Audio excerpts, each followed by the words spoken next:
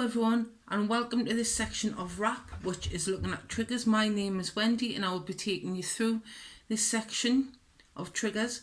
Now, thinking about triggers can be a trigger in itself, so I would advise and suggest that you find yourself somewhere safe, quiet, peaceful, where you can feel quite relaxed when you're thinking about your triggers, somewhere where you feel like you can, be safe whilst doing this, as it is a triggering process, thinking about those things that trigger you.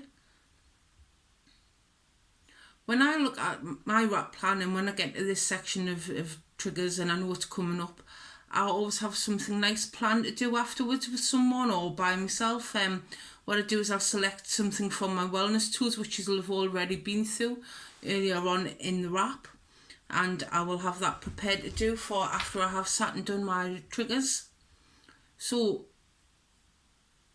what is a trigger? That is the question. Now, a trigger is anything that can have a negative effect on your mental health or your emotional well-being, something that makes you uncomfortable, takes you out of your comfort zone. I will admit I'm a little out of my comfort zone at the moment of doing this video. So yeah, anything that makes you feel like your mental health is being unbalanced by something. It could be, you could be walking through the park and you're triggered and you have to come home, something's happened. Triggers can be small, big, some are easy to avoid, some can't be avoided. They vary, like everything in a rap plan. It is completely individual to the person. There is no right and wrong in what a trigger is. It is completely up to you. And with triggers, you don't ever have to tell anyone why the trigger is something that triggers you, only that it is a trigger. It is important that they know that these things are triggers to you. Now, when we think about triggers, some people can have lots and lots of triggers. Some people might only have a few, but they might be quite big triggers. Like everything in rap is a living, breathing document, so your triggers can change through time. For example, looking at there's a situation that we're in now, the COVID-19 situation. I'm sure a lot of you will find that things that trigger you now that didn't beforehand, and maybe vice versa. So it's always a good idea with rap to do extra sections for different situations in your life. So to maybe it's a good idea to do a trigger section for the COVID-19 situation, as your triggers will have changed and also your wellness tools will have changed at this current time. I'm going to just to make this a little bit personal, I'm going to give a little example of a few of my own triggers.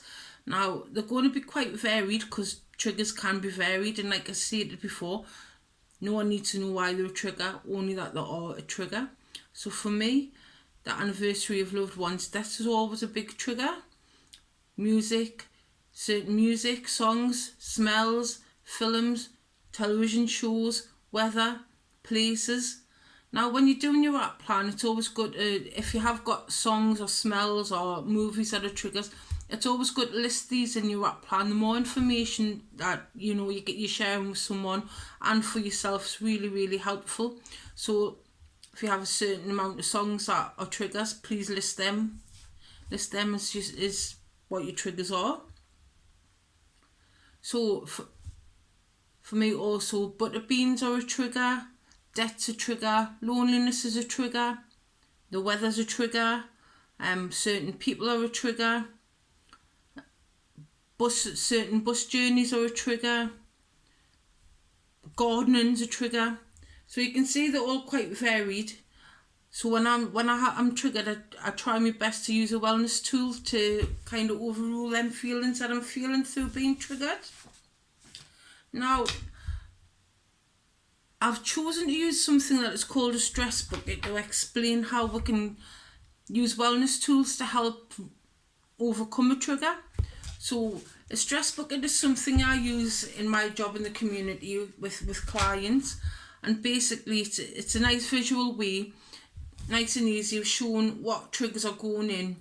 So if us as a person, as an individual, imagines ourselves as the stress bucket, I'm sure the more stress builds up in you can feel it building up, and it's how much stress a person can kind of experience before it overflows. And if we think of that stress overflowing, That's, that's our emotions, our rage, our pain, everything overflowing out of our bucket. So as our triggers are going into the bucket, it's filling up and filling up, getting more and more to the top where we're not able to manage it. So a good way of maybe trying to combat that and keep the stress down and the anxiety and the pain and everything that goes with being triggered is to try and use some wellness tools in order to balance that out. So I thought by doing a basic stress bucket, just to show you a visualization of what I mean and explain that by using wellness tools that you've selected that you feel you're able to do at the time, they're the holes in your bucket. So your triggers are going in, filling up. So thinking of wellness tools you can use at the time to alleviate the stress and the tension, and they're draining from the bucket. Each wellness tool is a hole in your bucket. So I've done a very basic drawing. I'm not trying to get that on the camera there.